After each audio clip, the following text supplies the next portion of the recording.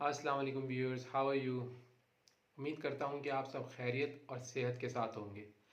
Viewers, जैसे कि आप जानते हैं कि आज एक बहुत ज़बरदस्त मैच हुआ अफ़गानिस्तान और इंग्लैंड के बीच में। इस मैच से पहले जितनी भी प्रेडिक्शंस की जा रही थी उसमें 80% इंग्लैंड फेवरेट था। चाहे प्रेडिक्शन पाकिस्तान के अंदर से की गई हो, पड़ोसी मुल्क से की गई हो या दुनिया के किसी भी खित्ते से की गई हो, इंग्लैंड हॉट फेवरेट था। कोई सोच नहीं सकता था कि इतना बड़ा सेटबैक हो जाएगा।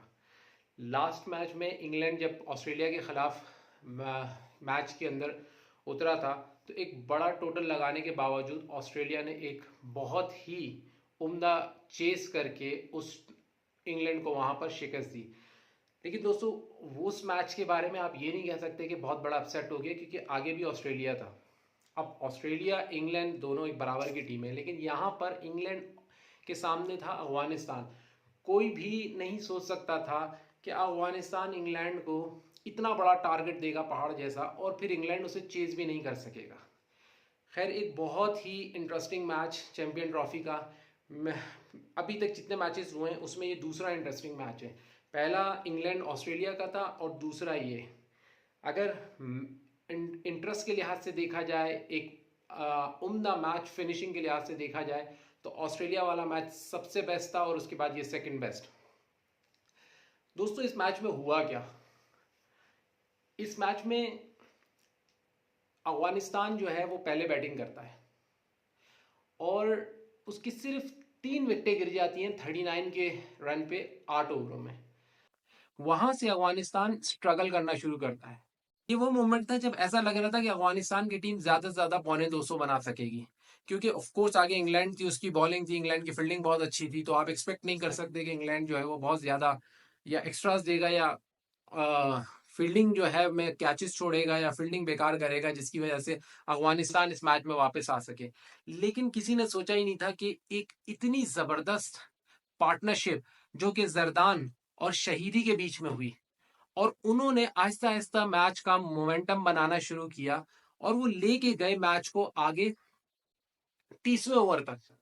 8वें ओवर के बाद 30वें ओवर में जाके उनकी चौथी विकेट गिरती है शहीदी की, और शहीदी उस वक्त आउट होते हैं 40 रन के स्कोर पे 67 बॉल्स के ऊपर। अब दोस्तों, यहां पर बात यह है कि देखिए कि इसको कहते हैं इनिंग, इसको कहते हैं कि मैच में वापस आना। कि आप अगर उन्होंने जाके शुरू में तेज खेला, तेज खेलने के चक्कर में उनकी 3 विकेटें गिरी। वो भी इंग्लैंड पे अटैक करने आए थे, इंग्लैंड ने भी उन पे अटैक किया। पहले राउंड के अंदर इंग्लैंड जीता क्योंकि वो 3 आउट करके 40 रन के स्कोर पे उसने 3 आउट किए। लेकिन उसके बाद अफगानिस्तान कैसे वापस आया, ये वो चीज है जो पाकिस्तान को सीखनी चाहिए। ये वो चीज है जो पाकिस्तान लैक करता है। ये वो चीज है जो पाकिस्तान के बैट्समैनों के अंदर ये सेंस ऑफ क्रिकेट ही नहीं है। ऐसा लगता है कि वो जैसे वो बगैर बगैर स्कोर कार्ड को, रन रेट को देखकर खेलते हैं। तो ये होता है इनिंग का बनाना, कि सिचुएशन को देखते हुए कि अब हमें कैसे खेलना है, किस बॉलर को यूटिलाइज करना है, कैसे सिंगल डबल्स लेने हैं, और ये सोचना कि सिंगल डबल्स के बगैर अब ये गेम आगे नहीं बढ़ सकती।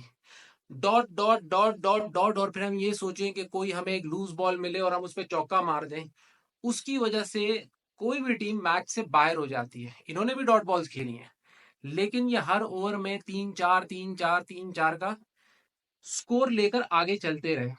एक वक्त में अफगानिस्तान के 30 ओवर में सिर्फ 140 रन थे, और उस वक्त उनकी फोर्थ विकेट गिरी थी शहीदी, जो कि 40 रन के ऊपर बैटिंग कर रहे थे। ये भी वो टाइम था कि जब कोई नहीं सोच सकता था कि नेक्स्ट 20 ओवर्स में अफगानिस्तान जो है वो 325 को पहुंच जाएगा। 140 के बाद उन्होंने ऑलमोस्ट पौने 200 रन का इजाफा, 175 ऑलमोस्ट रन बनाकर वो 350 325 के करीब जो है वो रन बना लेते हैं। यहाँ के बाद भी इस पोजीशन के बाद भी अफगानिस्तान अपने मैच को थोड़ा सा पेस के साथ, मतलब उनको ये रियलाइज हुआ कि अब 30 ओवर हो चुके हैं, हमने जितना रोकना था, यूटिलाइज करना था, हमने कर लिया। उसके बाद वाले जो बैट्समैन आए उन्होंने थोड़ा सा तेज खेलना शुरू किया। अब इस पोजीशन पे अफगानिस्तान जो है वो 4 और 5 के रन रेट पे खेल रहा था। यहां से वो मैच को आगे लेके जाते हैं 40वें ओवर तक, जहां पर उनकी विकेट गिरती है पांचवी 212 रन पर।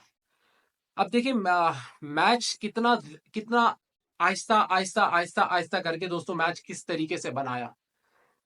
कहाँ 8 ओवर में 3 विकेटें, कहाँ 30वें ओवर में 40 गिर रही है और वो भी 140 का स्कोर, लेकिन नेक्स्ट 10 ओवर्स में अफगानिस्तान जो है वो ऑलमोस्ट 70-80 रन बना लेता है, ऑलमोस्ट 6-7 की एवरेज से खेलता है।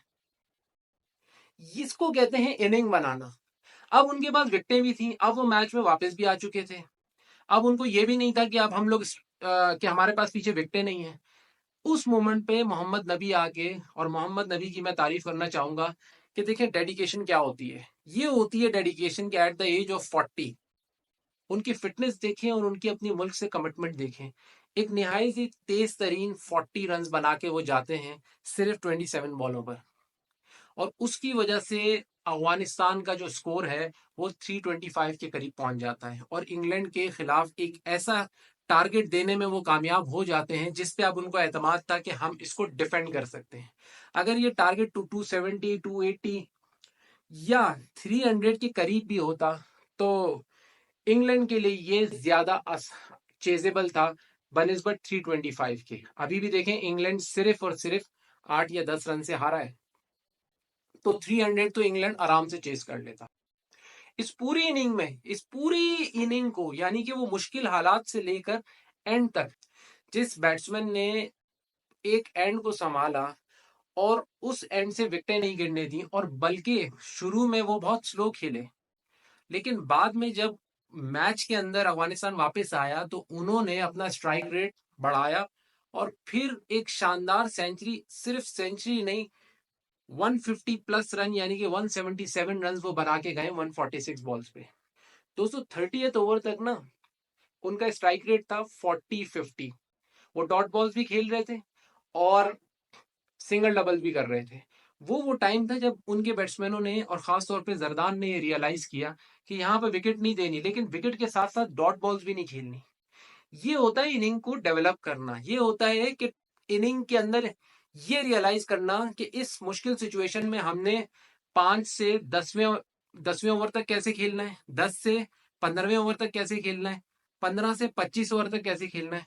यही यही जो सेंस है ना, मैं ये नहीं कहूंगा कि हमारे बैट्समैन इससे लैग करते हैं, लैग नहीं, उनमें है ही नहीं। आपने कभी पिच पे खड़े हुए बाबर आजम को बैटिंग करते हुए ये देखा है उनकी आंखों से, उनके फेस एक्सप्रेशन से, कि वो बॉल्स और रन्स को कैलकुलेट करके चल रहे हैं? देखिए उस दिन विराट कोहली खेल रहे थे, विराट कोहली चेस कर रहे थे। आप उनकी अभी भी वो इनिंग उठा के देखें, या जॉश इंग्लिश की वो इनिंग उठा के देखें जो अभी उन्होंने 2-3 दिन पहले खेली है।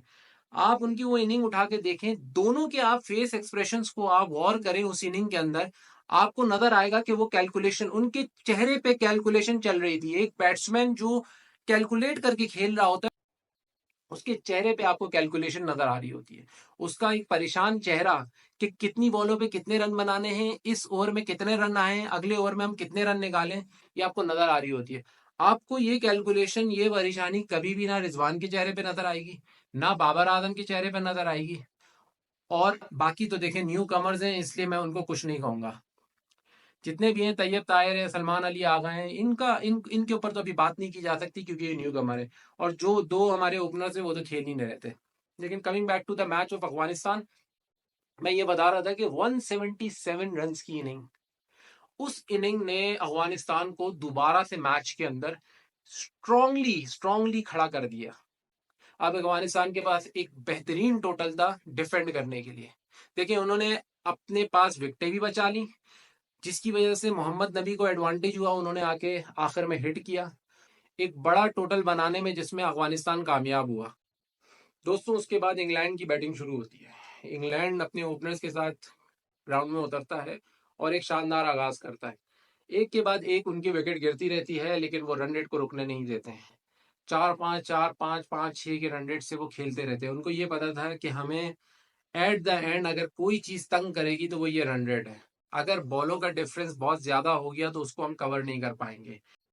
उनके बैट्समैनों में पी सॉल्ट 12 रन पे आउट होते हैं और डकेट जो है वो 38 रन बना के जाते हैं, जे स्मिथ 9 रन बना के जाते हैं, हैरी ब्रुक्स 25 रन बना के जाते हैं, जे बटलर जो है 38 रन बना के जाते हैं, लिविंगस्टोन जो है 10 रन बना के जाते हैं। और इस पूरी इनिंग के अंदर जिस बंदे ने पिलर का किरदार अदा किया, जिस बैट्समैन ने उनके पिलर का किरदार अदा किया, वो थे जो रूट।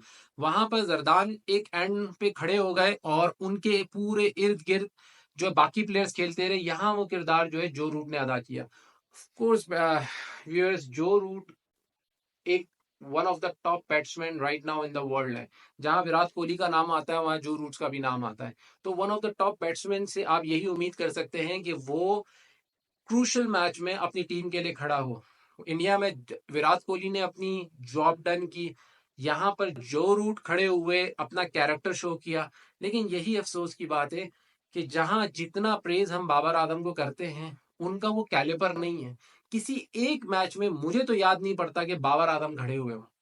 जब से वो कप्तान बने हैं पिछले 4 साल के अंदर, मुझे एक मैच नहीं याद पड़ता जहां बाबर आजम खड़े हुए हों, उन्होंने पूरा मैच अपने इर्द गिर्द में लेके चले हों, सेंचुरी बनाई हो, बाकी प्लेयर उनके अराउंड खेले हों, पाकिस्तान ने कोई 300 सवा 300 का टारगेट दिया हो, या फिर उन्होंने चेजिंग के अंदर वो एक एंड से खड़े हो गए हो। ये चीज होती है, एक टॉप बैट्समैन से आप टॉप कैरेक्टर की उम्मीद करते हो, जो आज जो रूट ने प्रूव किया।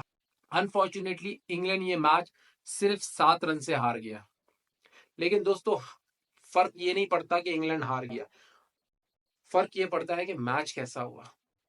मैच एक बहुत उम्दा मैच हुआ। इस हम चैंपियन ट्रॉफी में इसी तरह के फाइटिंग मैच की उम्मीद करते हैं, और यही उम्मीद हम पाकिस्तान इंडिया से भी कर रहे थे। यही उम्मीद हम अपनी टीम से कर रहे थे कि वो इंडिया को ऐसी फाइट देगा।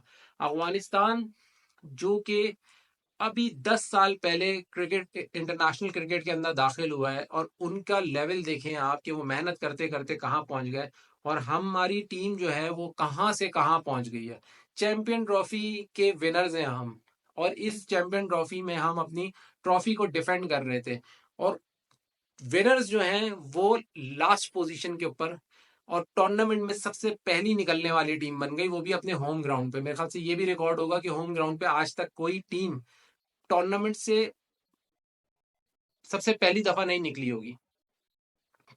तो खैर दोस्तों, बात ये हो रही थी कि इस तरह की इनिंग्स जो है ना, वो रिक्वायर्ड होती है, चाहे अफगानिस्तान की तरफ से हो या इंग्लैंड की तरफ से हो। इंग्लैंड ये मैच हार गया। मैं तो यही कहूंगा कि इंग्लैंड जो है वो बहुत अनलकी रहा, क्योंकि जो मैच ऑस्ट्रेलिया के खिलाफ उन्होंने खेला था, जिस तरह की का टोटल उन्होंने उसमें बनाया था, वो डिजर्व नहीं करते थे उसमें भी हारना। कोई सोच नहीं सकता था कि ऑस्ट्रेलिया के 4 आउट होने के बाद ऑस्ट्रेलिया वो मैच जो है वो चेस कर लेगा, वो टारगेट चेस कर लेगा। और यहाँ पर भी आज कोई भी नहीं सोच सकता था कि इंग्लैंड के खिलाफ अफगानिस्तान 325 रन बना देगा, जबकि इंग्लैंड ने अफगानिस्तान के सिर्फ 8 ओवर में 3 खिलाड़ी आउट कर दिए थे। लेकिन यही क्रिकेट है, यही क्रिकेट का लेसन है कि अपनी टीम के लिए आप मेहनत से खेलें, डेडिकेशन से खेलें, और सेंसिबल क्रिकेट खेलें, तो बिल्कुल आप क्रिकेट, कहते हैं ना कि cricket is by chance, cricket में कुछ भी हो सकता है। तो आज अफगानिस्तान ने वही करके दिखाया है कि क्रिकेट में कुछ भी हो सकता है। एक बहुत बड़ा अपसेट, इंग्लैंड को बाहर करके अफगानिस्तान ने एक बहुत बड़ा अपसेट, मतलब अगर मैं कहूं कि टूर्नामेंट का पहला अपसेट है, तो ये है पहला अपसेट। पाकिस्तान नहीं है, पाकिस्तान का कहीं ना कहीं एज एक्सपेक्टेड था। ये आज टूर्नामेंट का पहला अपसेट हुआ है कि इंग्लैंड बाहर हो गया। और बाकी दोस्तों, मैं यहाँ पर एक बात करना चाहूंगा जोफ्रा आर्चर के बारे में। दोस्तों, मुझे नहीं समझ में आया कि जोफ्रा आर्चर जैसा तेज बॉलर, जिसका इतना हाई कैलिपर है और उसकी लाइनो लेंथ इतनी अच्छी है, ऑस्ट्रेलिया वाले मैच में भी अगर आप नोट करें तो वो, मुझे नहीं समझ में आ रहा कि अगर आप नोट करें कि वो जितनी भी उसने बॉलें फास्ट कराई है ना, उसके ऊपर उसको इतना स्कोर नहीं पड़ा। सिंगल डबल या एक आध चौके उसको लगे, और उस मैच में भी और इस मैच में भी जितनी बॉलें इसने स्लो कराई है ना, और बहुत ज्यादा स्लो बॉलें कराई हैं, बहुत ज्यादा वैरायटी करने के चक्कर में इसने स्लो बॉलें कराई हैं।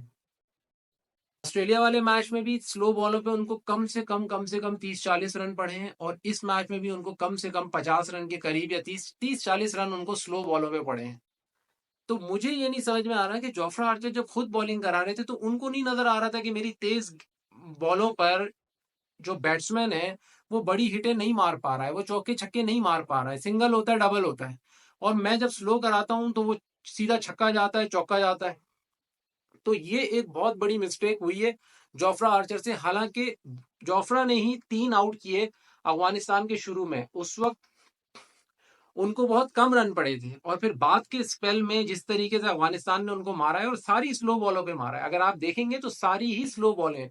आप इस मैच के अंदर भी देखिए और ऑस्ट्रेलिया वाले मैच में भी देखिए, आपको सेम मिस्टेक नजर आएगी। तो मुझे नहीं समझ में आता, जोफ्रा ने खुद रियलाइज नहीं किया कि यार मैंने उस मैच में स्लो बॉल्स कराई हैं और इस मैच में भी मैं स्लो बॉल्स करा रहा हूँ, और मुझे स्लो पे ही पड़ रही है, तो मैं स्लो कराऊं ही नहीं, मैं तेज ही कराऊं, क्योंकि तेज पे मुझे ना छक्का पड़ रहा है ना चौका। हार्डली उनको तेज बॉल पे फ्यू चौके पड़े होंगे, छक्का तो एक भी नहीं पड़ा उनको। तो ये था दोस्तों आज का एनालिसिस हमारा इंग्लैंड अफगानिस्तान के मैच पे, और चैंपियन ट्रॉफी का अभी सफर जारी है। तो कल एक और मैच के साथ, एक और एनालिसिस के साथ, एक और वीडियो के साथ हाजिर होंगे। अस्सलाम वालेकुम।